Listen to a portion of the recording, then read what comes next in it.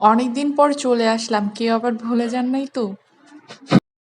Hello everyone, আসসালামু আলাইকুম। চলে আসলাম পুরো ২০ দিন পর নতুন একটি ব্লগ ভিডিও নিয়ে। অনেক দিন হয়ে গিয়েছে আমি নতুন কোনো ব্লগ ভিডিও আপলোড করিনি। হয়তো অনেকে ভাবছেন আমি কাজ ছেড়ে দিয়েছি। অ্যাকচুয়ালি আম্মুর বাসায় গিয়েছিলাম। তার আগে থেকেও ব্লগ করা হয়নি এবং বাসাতে আসার পরও কোনো নতুন ব্লগ করা হয়নি। তাই ভাবলাম আজকে একটা ওয়েদারটা যেহেতু সুন্দর, তো একটা ব্লগ করে ফেলি। তো আজকে মূলত ব্লগটা করব, আজকে সন্ধ্যার নাস্তাটা আমরা বাসায় তৈরি করব। সেটা নিয়ে আজকে ব্লগটা অ্যাকচুয়ালি শেয়ার করব। কারণ এত সুন্দর ওয়েদারে যদি মজার, মজার খাবার বাসায় তৈরি করা হয় তাহলে কিন্তু খুব ভালোই হয়। তো আজকে হচ্ছে আমি চিকেন মোমো তৈরি করব। এটা কিন্তু আমি ফার্স্ট টাইমই তৈরি করব। কেউ আমার রেসিপি, কেউ আমার মোমো দেখে আবার ভয় পেয়েন না। আমি একদমই ফার্স্ট টাইম করছি। তো এখানে মুরগির পিস, একটা মুরগির বুকের যে অংশটা সেটা নিয়েছি। সেটাকে খুব ভালো করে আমি একটু কিমা করে নিয়েছিলাম। তারপর ১ স্পুন করে পেঁয়াজ কুচি, তারপর হচ্ছে কাঁচামরিচ কুচি, ধনেপাতা কুচি, তারপর হচ্ছে ওই কি বলে আদা রসুন পেস্ট এটা নিয়েছিলাম। তো আমি মূলত YouTube দেখেই, রেসিপি দেখেই করেছি। সবসময় মোমো কিনে এনে খাওয়া হয়। তো ভাবলাম আজকে একটু বাসায় তৈরি করি আর এটার ভিডিওটা আপনাদের সাথে শেয়ার করি। আমি যেহেতু ফার্স্ট টাইম, সত্যি কথা বলতে একা এটা করা যেত না। আমার হাসব্যান্ড আমাকে অনেক সাহায্য করেছে। তাকে মানে অনেক থ্যাংক ইউ। কিন্তু আমরা যখন বাইরে এটা কিনি না, কিনে খাওয়া হয় তখন ভাবি কি এত ইজি খাবারটার এত প্রাইস কে? যখন বাসায় তৈরি করলাম তখন বুঝতে পারলাম যে আসলে এটা তৈরি করা কতটা কষ্টকর। আমি তো মোমোর কোনো শেপ দিতেই পারিনি। মানে আমি মোমোর কি যে তৈরি করেছি আমি নিজেও জানি না।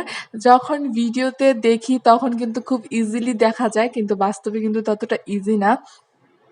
তো সবকিছু দেওয়ার পর এর মাঝে আমি একটু সয়া সস দিয়ে দিলাম। তারপর হচ্ছে স্বাদ মতন লবণও দিয়ে দিয়েছি। এখানে হচ্ছে ১ মানে হাফ স্পুনের থেকেও কম আমি লবণ দিয়েছি। যেহেতু আমি সয়া সস দিয়েছি ২ চামচের মতন। তো সেখানে যেহেতু লবণ থাকে সে কারণে আমি লবণটা বুঝে দিয়েছি। আপনাদের কিমার অনুযায়ী আপনারা প্রতিটা জিনিসে বাড়িয়ে কমিয়ে দিবেন। তো এট লাস্ট হচ্ছে আমি এখানে ১ টেবিল চামচ হচ্ছে রান্নার তেল দিয়েছি, সয়াবিন তেল দিয়েছি। তো এখন হচ্ছে এটা আমি তৈরি করেছি। আর হচ্ছে মোমোর বাহিরে যে লেয়ারটা থাকে, যে রুটিটা আরকি, সেটা হচ্ছে আমার হাসব্যান্ড তৈরি করবে। কারণ আমি লাস্ট কবে যে রুটি বানিয়েছি আমি নিজেও জানি না। মেবি একবার শীতে পরোটা বানিয়েছিলাম বাসায়, এরপর আর বানানো হয় নাই। আমি খুব অলস, রুটি বানাতে পারি না। আর আমার কাছে মনে হয় পৃথিবীর সবচেয়ে কঠিন কাজ হচ্ছে রুটি বানানো। তো আমি ভাবি এটা কিন্তু অ্যাকচুয়ালি আমি যখন রেগুলার করব তখন কিন্তু এটা আর কঠিন থাকবে না। ১ কাপ ময়দার মধ্যে ১ স্পুন হচ্ছে আমি উঁচু করে কর্নফ্লাওয়ার নিয়েছি, তারপর লবণ নিয়েছি। তারপর হচ্ছে কুসুম গরম পানিতে হচ্ছে এই ডোটা তৈরি করবে। আর এটাতে আমার হেল্প করছে আমার হাসব্যান্ড। সে আবার ভালো এক্সপার্ট। সে কিন্তু রোজার মধ্যে আমাকে বেশ ভালো আইটেম তৈরি করে খাওয়াইছিল। তো যাই হোক, তাকে দিয়ে হচ্ছে এই কাজটা করাচ্ছে। কারণ এটা আমি করতে গেলে আমি জানি এটা একদমই ভালো হবে না। সে খুব ভালো জানে। তো তাকে দিয়ে হচ্ছে আমি এই কাজটা করাইছি। আর সে খুব ভালোভাবে করছে। আর আমি এটা খুব সুন্দর করে ভিডিও করেছিলাম। তো মানে ওয়েদারটা যেহেতু বৃষ্টি, বাহিরে যাওয়া যাচ্ছিল না সন্ধ্যার টাইমে। তো ভাবলাম যে বাসায় কিছু একটা তৈরি করি যেটা খুব হেলদি হবে। আর আমি এমনিতেও যেহেতু ডায়েট করছি, এটা এমনও হয় না ডায়েটে তেমন ক্ষতি হবে। তো এখন একটু, একটু করে পানি নিয়ে এই ডোটা তৈরি করছি। তো এটা পুরাটা তৈরি হওয়ার পর এটা একটু রেস্টে দিব। তাহলে এটা কিন্তু খুব সুন্দর একটা সফট হয়ে আসবে। তো এখন হচ্ছে সে খুব কষ্ট করছে। মানে আসলে খেতে হলে তো কষ্ট করতে হবে। শুধু আমি একা কষ্ট করব সেটা কিন্তু না, তারও কষ্ট করতে হবে। আচ্ছা যাই হোক, সে এখন এটা সুন্দর করে ফেলছে। তারপর হচ্ছে এটা একটু রেস্টে দিয়েছিলাম। তারপর হচ্ছে মানে যত ইজি ভাবে হচ্ছে আমরা তৈরি করব, এটা কিন্তু সাধারণত একটু, একটু করে নিয়ে তারপর ছোট, ছোট রুটির মতন বানিয়ে এটা করা হয়। কিন্তু আমি বলছি যে যত ইজি ভাবে করা যায়।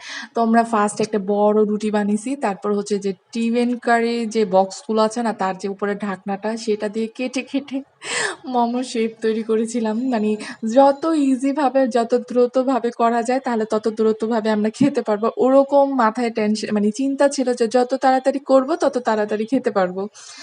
দোকানে তো মানে কি বলবো, ওরা কিভাবে করে কে জানে। আসলে এটা হচ্ছে মানে যত বেশি কাজ করা হয়, হাত তত এক্সপার্ট হয়, করার প্রতি মানে থাকে। আমরা যেহেতু ফার্স্ট টাইম করেছি বলবো আলহামদুলিল্লাহ। টেস্ট কিন্তু একদম 100% খুবই, খুবই টেস্ট হয়েছিল। কিন্তু দেখতে সুন্দর হয়নি। আচ্ছা যাই হোক। তো এখানে হচ্ছে যে টিফিন কারির যে বক্সের ঢাকনাটা আছে ওইটা দিয়ে হচ্ছে আমরা খুব সুন্দর করে শেপটা কেটে নিচ্ছি। তারপর হচ্ছে আমরা মোমো তৈরি করব। তো বিসমিল্লাহ বলে এখন হচ্ছে আমি একটা মোমো তৈরি করছি ফার্স্ট টাইম। তো জানি না এখন কি শেপ দিব মাথায় কিচ্ছুই আসতেছে না। সারাদিন ইউটিউবে দেখেছি এভাবে করে সেভাবে করে, মানে যখন নিজে করতে আসছি তখন তো মানে কি বলবো, আমার একদম ঘাম ঝরে যাচ্ছে। মানে কিভাবে শেপ দিব, কোথা থেকে শুরু করব, কোথা থেকে শেষ করব, ঠিক এরকম আসছে।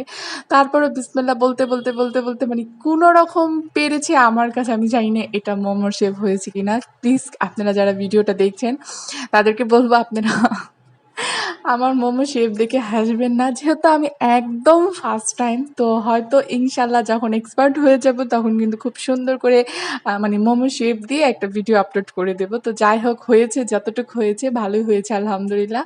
তো তারপর হচ্ছে আমরা এখন এটাকে স্টিম করব। স্টিমের মধ্যে আমি একটু অয়েলটা একটু ব্রাশ করে নিলাম। তো সেক্ষেত্রে কি হবে, মোমোটা উঠানোর টাইমে খুব ইজিলি ভাবে উঠে যাবে।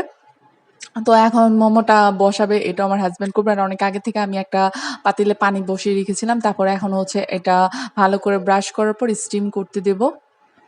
তো এখন হচ্ছে আমার হাসব্যান্ড হচ্ছে স্টিমে এখানেও সাহায্য করছে। তো স্টিম করার টাইমে একটা জিনিস মাথায় রাখবেন, মোমোগুলো একটু দূরত্ব তো দিবেন, কারণ মোমো যখন হয়ে যায় তখন কিন্তু এগুলো একটু ফুলে ফুলে ওঠে। তো এখানে আমি কয়টা, একটা দুইটা তিনটা চারটা পাঁচটা ছয়টা মোমো দিয়েছিলাম। তো এখন ফার্স্টে ছয়টা মোমো দিচ্ছি, আর এগুলো হচ্ছে আমার সেই স্পেশাল শেপগুলো। তো যাই হোক, জানি না কেমন হয়েছে, বাট আলহামদুলিল্লাহ।